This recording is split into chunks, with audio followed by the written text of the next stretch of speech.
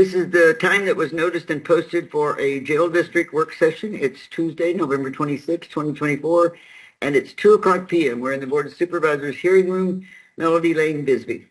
Pursuant to ARS 38-431.02H, the public will have physical access to the meeting place 15 minutes prior to the start of the meeting. Any item on this agenda is open for discussion. Roll call. District 1. Pause. Yes, sir. District 2, Supervisor English is present. District 3. Members of the Cochise County Board can attend either by person or by telephone, but Peggy doesn't seem to be responding. Members of the public may also attend this meeting by Microsoft Teams, computer, or mobile app, or by phone by calling 602-609-7513 or 888-680-6714. Conference ID 725-043-522#. If you have trouble accessing this meeting remotely, call 520-432-9200 for directions.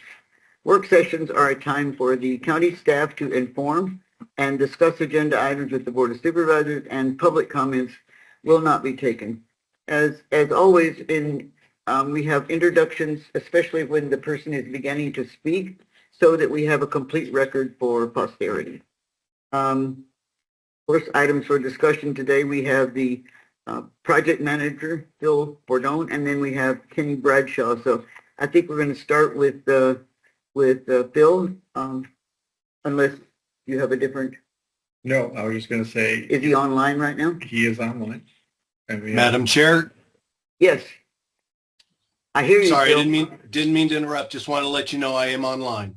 Well, and we hear you perfectly. So go ahead and tell us about where we are in the jail planning process and the progress of the study with Chin Planning, if you would, Phil. Right. Madam Chair, members of the boards, again, this is Phil Bordone, project manager. Going to just give you an overall update on your jail district project. On August 27th, the board, acting as the county's jail district board of directors, approved a contract for jail planning services with Chin Planning. Karen Chin is the principal of that firm, and as I came to the board on that day, I listed out some of the primary general tasks that would occur in the study. They are a comprehensive assessment of the county's criminal justice system, inmate population forecasts to determine capacity requirements for a new jail, operational concepts for a new jail, including staffing and spacing requirements, and then also future space requirements for Superior Court, Justice Courts, and Sheriff's Administration. Much of that work is to make sure that when the county proceeds with a project, they're able to evaluate the site to make sure any needed or possible future construction could be accommodated. And then the fifth thing I mentioned in August was, lastly, the cost estimates for operations, site development, and construction of a new jail. So in general terms, that's the activities that that Chin Planning is undertaking. In September, following that contract's approval, Chin Planning immediately started working with county departments on data collection, which is one of the most important things to make sure we get good data so that information that comes out of this study is as accurate and helpful as possible. That is actually occurring all the way through the last couple of months, but it was really a push in that first month. And then in the week of September 30th, Chin was on site for interviews, data collection, and site visits of existing facilities. That entire week was made up of many interviews with people within your county, Superior Courts, Court Administration, Probation, Jail, just a litany of people that have been visited and interviewed, as well as gaining information from those individuals.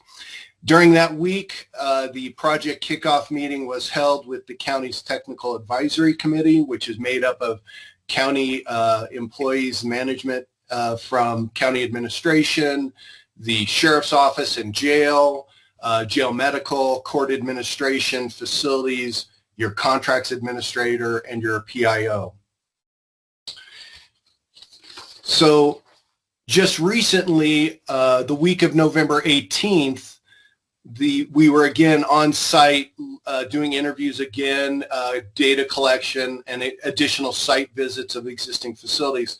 But one of the most key issues that came out of our visit was a meeting on November 21st with the Technical Advisory Committee, in which Chin Planning provided a presentation on the preliminary criminal justice system assessment. That was one of the first tasks that I mentioned earlier. So that information has been not only presented to the Technical Advisory Committee, but provided to them for review over the next month so that they can see if there's any questions in that materials. And many of those materials will eventually transition into the final report. So that's why they're preliminary right now. They're under review, and there'll be some final information provided in that system assessment. But like I said, just the preliminary assessment was provided to the TAC. Coming up in December, week of December 16th, we will again be on site. And again, a meeting with the Technical Advisory Committee will be conducted on December 17th. Chin will provide a presentation on preliminary inmate population forecasts, and will provide any updates on the criminal justice system assessment that was provided to the Technical Advisory Committee in the previous meeting. One of the main events also for that week will be a 2-day jail facility programming session facilitated by Karen Chin. Main focus is with the jail personnel and sheriff's personnel on many facets of how the jail would be managed, staffed, and operated. So that's a typical thing that happens, is working on the programming of that facility. Then the outcome of that would be information on the space required for that facility. But so the programming session, again, will provide general operational concepts for the new jail facility and a detailed review of all facility components that are needed in that jail. So that's the update on where we are with the planning study. And that planning study is anticipated to conclude in May of 2025. Moving on to the Owner's Representative Services project. Again, we put out a request for qualifications for Owner's Representative Services, which are typically described as design and construction support services. That was issued by procurement in June. We did receive statement of qualifications back from 3 firms in July, and we did interview them during the month of September. Those interviews were conducted by a group of county employees, county administration, as well as the jail and sheriffs, as well as the facilities department and others. The highest ranked firm, we currently are working with them on a scope of services and fee proposal. And as that evolves over the next weeks or month, if successful, we will bring back a contract to the Board of Supervisors for your consideration. So that's in a very short period of time. That's kind of where we are on those 2 elements of the jail project. And I'm here for any questions you have. I could go forward a lot. Yes. Okay. Mr. Perdone, thank you for being with us today. What is your affiliation? Who do you work for? County. Oh, okay. Chairman, Supervisor Crosby, I am a part-time Cochise County employee working for you and county administration on project management of the jail project. Thank you very much. And so what we're talking about is your planning study. Is that correct? Well, the county hired an independent firm to conduct the planning study, and yes, I am handling the project management of that study. Okay. Thank you very much for those reminders.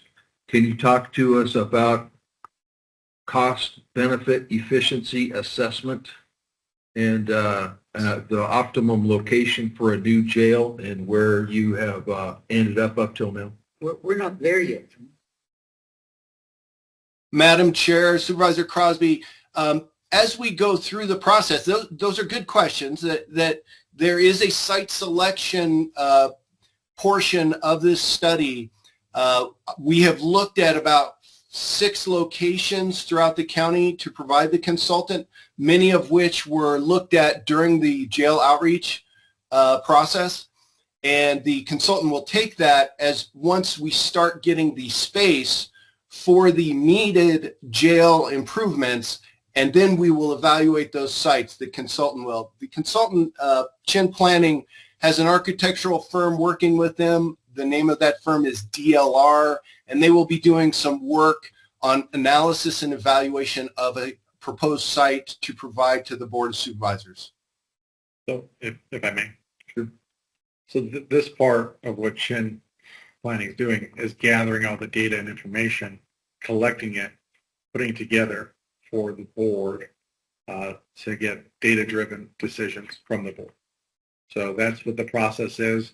And as Phil mentioned, the conclusion of that is she's still ongoing and doing interviews and gathering all the data is anticipated in May of next year. Okay. So, Mr. Burdone, in May, we will be talking about a target price for the jail project?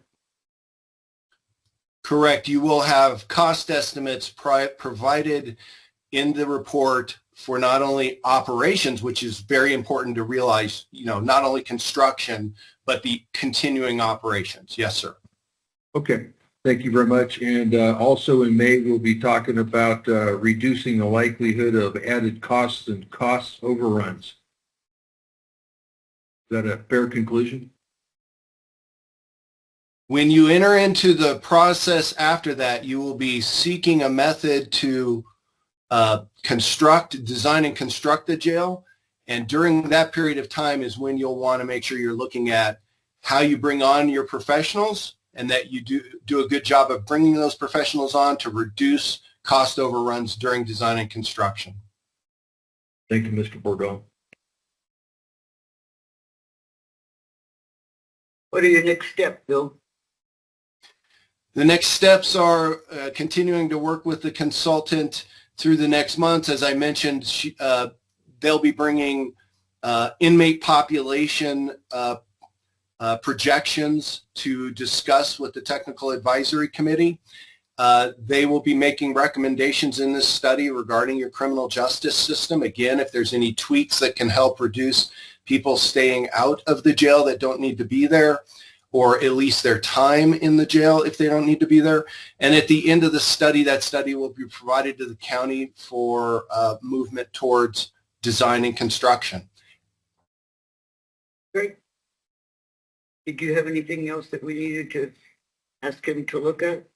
No, not at this time. I just want to reiterate not only to the board, but to the public, the reason why Phil's here. Right. He's gone through the process of building a jail facility. In Arizona. To the north of us. Right. Can't go any further south. But the reason why he's here and so valuable is that he's already gone through the process.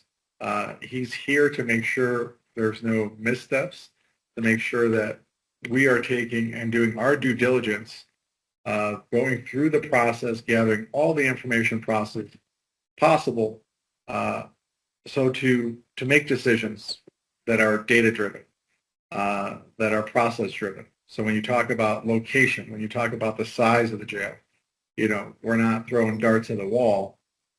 We are going through and doing analytical studies, and that's why you hire experts, and that's why Phil's here to help guide us. And so I really appreciate his time and effort during this. And also, Chin Planning of going through this, because that's what she does. It's not someone that does analytics for businesses. She does analytics and studies for jails. And anything that is, we're hiring people are experts in this process. So I appreciate it. Just want to give the general overview of where we're at. So I know people are like, well, we and I've heard it before, we got a jail tax. Why aren't we digging holes and building a foundation? I was like, we are at the start and we can't just start building without having all this information because that would be a big misstep. I think a lot of people misconstrue the idea of thinking we were talking about a jail building, and we've always been trying to talk about a jail district, and they're two very different things. I mean, we could have had a jail district before, but we didn't have a new jail, and the jail district could have decided to build a new jail.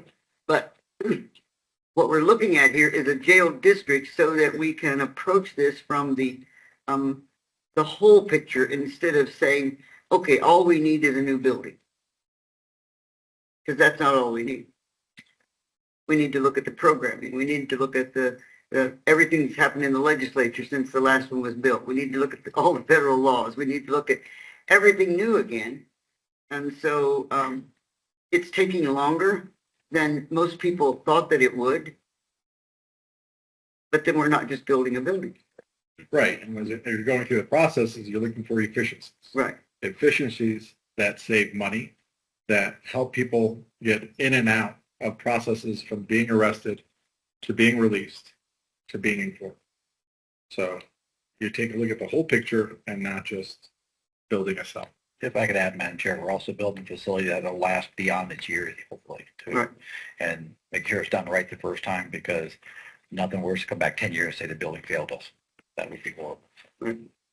And also in anticipation is based on this information, is not only building a jail, but building a jail that has enough room that if need to, you're not building a whole new jail, you're just building an addition to add more We're staff. building a system is the way I like to look at it, because there are so many facets that need to be considered in order for a jail to be effective. And we know that we've tried to, it's like trying to add on to a house, that you've got some space there, but it doesn't really connect with anything else, and so everything that's been done over there has been done in good faith, trying to make it work, but we've passed the point of no return now. And even though it'll be years before a new building hits the ground, the jail district still has to keep that building operational because the jail can't close. And so the public needs to understand that too. So the expenses from the jail district are going to be higher in the beginning because you're trying to do two things. You're trying to keep the one jail operational, and you're trying to get the other facility operational, and then you're trying to provide staffing and training and all these other things that are the front end costs that we have to go through. And I would add something, Madam Chair, and being around the business for 4 decades now, that's our biggest liability, both for me as a sheriff, you as a board, that we deal with is that jail. And so it's time to do it right. Right. I agree with you. Okay, if you don't have anything else, Phil, thank you, and we'll look forward to a December meeting when you're coming back with Chin and more information, okay? Thank you, Madam Chairman and Supervisor Crosby. Thank you very much. Okay, have a good holiday. As you too. Okay, we also have Kenny Bradshaw, who's going to give us some information about the location of the Sierra Vista Jail and kind of what they want to do there now. Madam Chair, Supervisor Crosby, for years we've talked and just in passing about the possibility of utilizing the juvenile detention facility that's currently empty in Sierra Vista. Due to the passing of Proposition 314, which is now going to allow local law enforcement to arrest people who are in the country illegally, and the amount of juvenile smugglers that we're getting, we're going to need to reassess that and probably move that up in the timeline. What we would like to do is switch buildings. So currently we are in a 19-bed facility. The juvenile detention facility is 42 beds, and it's currently empty. It has dedicated classroom for those juveniles, and we can put those juveniles that are charged as adults in that facility with a teacher and keep them sight and sound separated from all the rest of the population. Whenever we move them now to a educational area, which is a multi-purpose room, we have to literally lock down the jail just to keep sight and sound separation to move the juvenile through the jail. And this would be really efficient for that. The building itself is in 4 pieces. It's in 2 halves and then 2 living areas on each side. We plan on using one side just for those juveniles that are charged as adults with that dedicated classroom. And the other side would be used as what we currently have the Sierra Vista satellite jail for. It is for intake for that area in the county. In order to do that, we would like to add on 21 staff members. And that includes all levels of supervision. So that includes a captain, a lieutenant, a sergeant, 4 corporals, and 14 lieutenants. Part of this would be a transition team to the new facility and the building when it gets built. As you just said, it's not just a building, it's a process. And staffing up front and getting people trained and everything else is part of that. In the last work session that we had with the board, Mr. Crosby stated that instead of raising our overtime rate and giving us additional overtime money, he would rather that we hired more detention officers and create more jobs. So in the budget that you approved for the jail district, is a funding line for staffing and operations. And these staff could be funded totally from that line that had been already approved.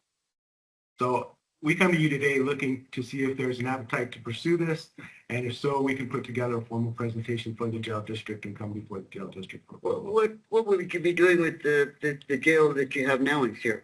So currently, Who wants it? juvenile. And so juvenile detention and juvenile probation services currently use the 42-bed facility for programming. They bring kids in, help them fill out job applications. If somebody's bored, they come in, play a game of Monopoly with them, whatever the case may be. That's the way it's been explained to me. When did that start? When we made the contract with Canal. Well, it's still, I thought the staff there was just waiting in case they need to transport somebody. They'll hold them overnight. They will, until they see the court and the judge holds them. but they're also doing a lot of different programming with juveniles to keep them out of detention. So where you typically would see juveniles, maybe 5, 10, I think that's probably the largest number over the years, but you've seen that number dwindle down because of the additional things that juvenile probation is doing. Right. So now, but they need a space for that, right? So that's what they've been utilizing part of the jail for. Basically, what You mean part of their facility? The detention facility. the detention, their detention facility in Sierra Vista. So what we're talking about here is swapping facilities of where the sheriffs currently have across the parking lot. So we're not going to have a confrontation with them. They're going to say, no, this is mine. And No, we've talked with juvenile, we've talked with Judge Bannon. Judge Bannon is fully supportive of this. They only house a few at a time, most. If they get 3, I'd be shocked. well, that's what I thought when you said they're there all the time, But they house them, in case somebody they wants to come in and play Hold Monopoly. them until they send to see the judge. And then if the judge decides to hold them, then they take them. No. Mhm. So as long as there's still space, and I think that space is usable and more appropriate for what their volume is in a smaller building, where now we can access the whole juvenile detention center out there for a different purpose and utilize the whole money. I think that makes it more functional where we are not using the whole facility currently. Well, Most people see that facility and they think it's just a courtroom. They don't know what's behind it. It's really more efficient, more effective for us. You look at the Sally Port, Madam Chair. I mean, you look at our Sally Port, our gate's broken, ours we broke you can drive right back there. I mean, this is a very well-structured facility that's really underused by the county. That's why we said, hey, with our magnitude of bookings, you look in 35 months, just under 35 months, we booked over 4,000 people for border crimes in Cochise County. And that's an in and out system, let me tell you. And with the passing of 314, we don't know what the local agencies are going to do or how they're going to enforce it. And we need to be ready and prepared in case our population explodes, by 40 or 50 a day. How much money are you gonna have to spend in order to, and they come to us with one idea and then they want to retrofit it? So we've already looked at it. We've been looking at it for a couple of years, all the way back to when Mr. Mraz was the facility director. We walked through there. There were some problems with some of the sewer. That was fixed. They rebuilt the sewer. The kitchen facility probably needs a little work, but until then, right now, our kitchen in Bisbee feeds Wilcox and Sierra Vista as it is. So we could continue that program until we can take a look at that and see what that expense would be. The medical facility there is above and beyond what our current medical facility is in Bisbee.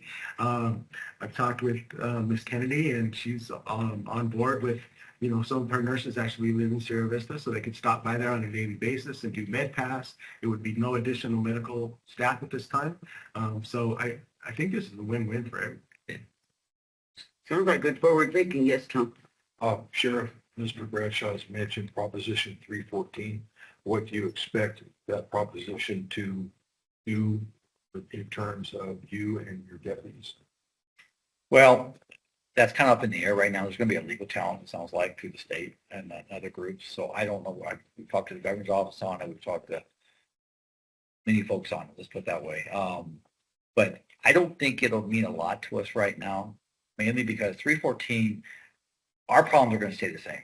That is the gotaways. We don't deal with the give-ups that you see, and 314 is going to be a whole different animal for us. And we have the resources here. Yavapai County 314 will be a huge problem for them compared to us. We still see a challenge with it. It's still a tool for us that we can use thanks to the will of the people. But I don't see it being the magnitude that we're already seeing. We're going to see the gotaways, the pursuits, things like that we're already seeing. I don't think that's going to change. In fact, that's probably going to get worse. That's more my concern than 314. And the only big effect that I think it'll have, and Sheriff and I have discussed this, is possibly on the length of stay of those smugglers in our facility, because they're not facing federal charges now. They'll now be facing local charges. So that would increase the length of stay in the facility, and that's one of the reasons that we're looking to create more area. Because today's juvenile count, I think we had 6 smugglers that were juveniles that are mostly charged with smuggling, but that takes up an entire pod, and we've got them in a pod that has 16 beds in it. So we can free that up by moving the series. Mr. Bradshaw? Yes, sir. My position continues to be prevent illegal entry across the border. How much overtime in terms of personnel positions would be alleviated by such and such number of new positions? I haven't done an analysis of that. I can get back to Yeah, that. just write that down. I Yeah, appreciate it. Mr. Cosby, let me ask you something. What do you say that every time, but what's that mean? Whatever it takes But what's that mean? to stop illegal aliens from coming across the border and dope. So what's that mean though? Give me that in an operation tone. What's that mean that we're not already doing? Are you stopping illegal entry, or are you letting them come across and chasing them around? I mean, do as much as you can with the amount of money that you have set aside that has been called for the border or for prevention. And I don't know what that is in terms of personnel and total budget, but that's what I mean. You say it's just undefined in the fact that you say it, but I don't understand what you mean by it. As a rural sheriff's office, I think we're doing more to prevent than any sheriff in the Well, country. we've talked about that and what your viewpoint is versus my viewpoint, and my viewpoint is prevent illegal. But what's that mean? I just told you. I mean, what Are you what do you want to explain about it? Operationally, are you asking me to put deputies on the border? Sure, why not? Who handles domestics? Who handles all these other calls? Where's the budget? Well, I said, in terms of the amount of budget and resources that you have as a percentage of your total budget, that's the amount of resources that you dedicate to the border. Mr. Crowder, I really wish you'd come take a tour of our center and see what we're really doing Mhm. before you say that. Okay. I welcome you to that. So, because I don't think you understand what we're doing. I do. I think I do. I don't think you do. So, Well, there is a border and it's 2-dimensional. As soon as you let them in, it becomes 3-dimensional. so have you had this conversation with the federal government and also the state? Well, don't forget I work for the Border Patrol. I know the Border Patrol is not doing that. Okay. That's what I'm saying. That's their job first. It isn't just their job that they're failing to do because of their administration. Well, when you book It board, falls to the state and it falls to the people. And I presume you consider yourself the people, since you're. all right, we book 4,000 people for Board of Crimes in this county. Find a number that can match that, please, and tell them we're not doing what we can. Okay? Yield back. I think the purpose of this right now is to look to see, we can't stay where we are with our jail facility because we have too many laws and regulations that require us sight and sound, age, of all these things that were not necessarily problematic when the other one was built. And so I think that this looks like a possibility that the board needs to consider, and look forward to you making it so that it's understandable to the public when you bring it to the board. Because today I don't know that we've lined it out. We don't have a presentation for it, but I think you wanted to find out if we had any interest Absolutely. before you go to that trouble. But I think that should be the next step because we don't want to have our facilities underutilized. Right. And I think I was in a holding pattern wondering what will we use that for next? Not that we wouldn't use it, but trying to figure out what was the best use for that. And one of the advantages that we'll have by bringing those staff on now to run that facility is that if and when we get a new facility, then we won't need that one anymore because there will be a dedicated area just for juveniles, Right. Separate from, the general population. So all of those staff could be utilized in the new facility and we wouldn't have to worry about that added expense.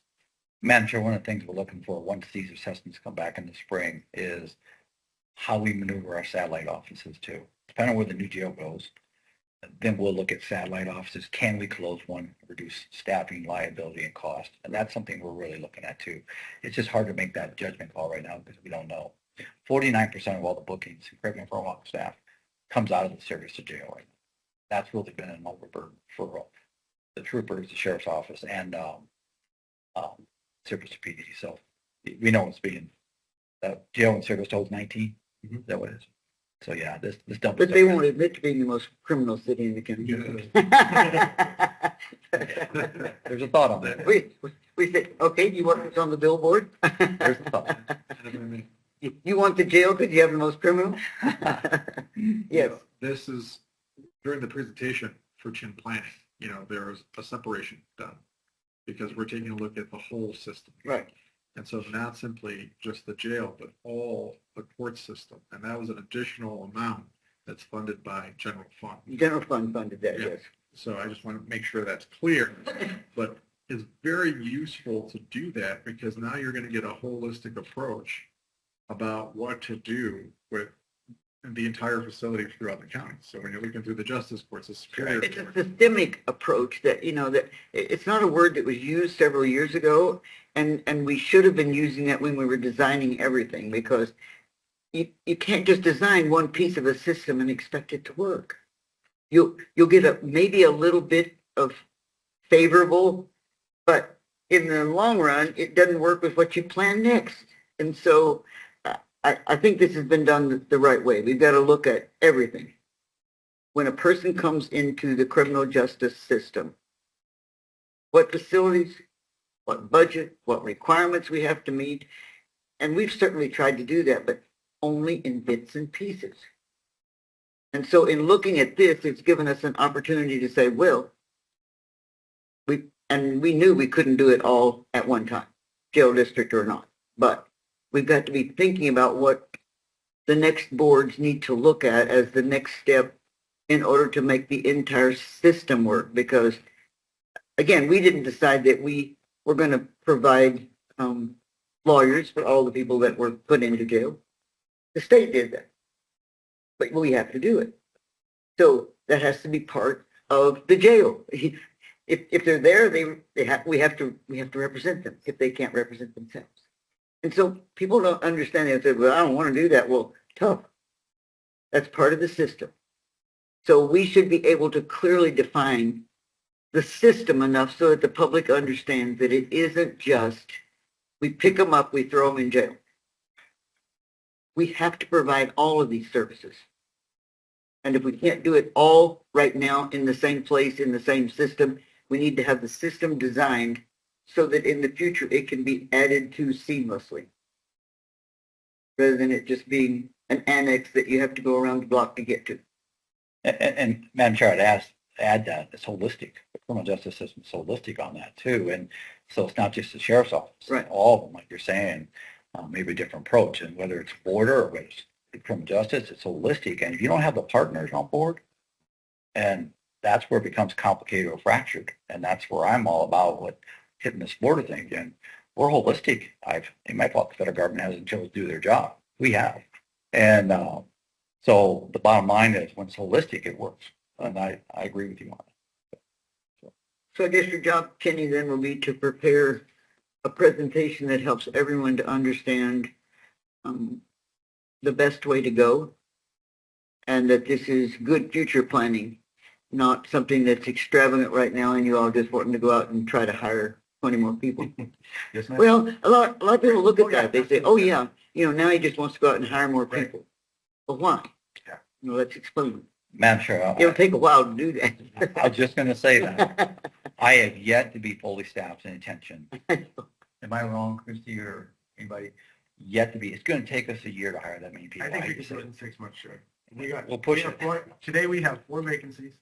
We have like 6 in the pipeline, and I think if we really start pushing, and this is approved, we can have those positions. It's tough. I mean, Where is the point where we get hung up? I know the Border Patrol keeps talking about the, is it the Border Patrol is mostly polygraph. polygraph? Yeah. Do we get hung up on that one, or the drug testing? No. we do ours in-house too. So. Our biggest thing is backgrounds. Is, you know what? The sheriff likes to say, you know what? You can have a skeleton in your closet. You just can't have a graveyard in your backyard. Literally. But if there's something in your background that we need to know about, you got to tell us. Right. Because if you don't put it on your background and then we find out that this happened, then that's an attempt at deception, and we definitely won't hire you. So Right. that's where we get the. It's also finding the applicant pool. I'll just tell you, that's tough. For what you pay, and I'm not being ill with, I won't get a compensation thought, but I mean, you can go pretty much anywhere, make the same amount of money, help targets right around the corner with you on pay. And it just makes it very, very tough. And so we're getting a lot of young, 18-year-olds, 21-year-olds, but their generation of loyalty is 4 jobs in 7 years. So they're not staying with us. Oh, well, I think they're finding several different age groups now there. Oh yeah, that's true too. And but They'll look back sorrowfully in a few years and say, man, we got to stay with such and such for a few more years. But you look at sheriffs, and I've talked to all over it. I mean, their hardest vacancies are the jails. Hardest vacancies are jail. Deputies are right behind them, obviously, because DPS, we lose them. DPS officer leaves my guy, a 10-year guy with what, Rich? Guy with 5 years can get $20,000 raise going to the state. That's frustrating. And they're out there campaigning right now. We need more people. We need more money. You're killing us. You're killing us. So, and a lot of your cities are that way too. So, yeah, I think at one point in time here in Cochise County, I noticed that there were a lot of young people going through the system of wanting to be hired at the jail and as a waiting time and sort of looking around so that they could then try to be a sheriff's deputy. And that's true. So it seemed to be for years kind of a stepping stone. We encourage that because we hire at 18, we can get them before they make those mistakes. And not only do we have to teach them how to be a detention officer, we have to teach them how to have a job most of the time. Right. So once they're 21, we know what kind of person they are. We've had them for 3 years, and we can make recommendations to the road saying, yeah, pick this guy up, or well, we were about to let this one go anyway, so that's up to you. But so it works very well for our ways. I'm sure the 3 things that help us stay above water is our hometown academy with the college, our CTE programs in the high schools, and last but not 2 is our reputation as an office. It's really those 3 things that helped us so much. And we try really, really, really hard to hire our homegrown folks. People from Cochise County, because if somebody's doing a nationwide job search and they say, oh, I can be a detention officer in Cochise County, how long are they going to actually stay here and make a 20-year career out of it? No, they're going to come here until they find something better. We have a dozen deputies and staff members that coach. Back here, Mohan, does it. A bunch of us. And you get these kids, and they relate to you, by the time they hit 18, we're pushing them into our jails hard. And it works. It works. So besides the mentorship, it's also influential to get them in our jails. And we can get them in. It's our job to retain them. It's our job to retain them. Challenges are going to get any easier, though. Do you have any other questions, Tom? Comments you want to make before I close this work session? Yeah. Okay, well, our next meeting will be held on Tuesday, December the 10th, 2024 at the 10 o'clock a.m. in the Board of Supervisors hearing room for a regular board meeting. Having said that, this meeting is adjourned, and I hope that all of you have a thankful Thanksgiving. You too, guys. So much to be thankful for. Yes.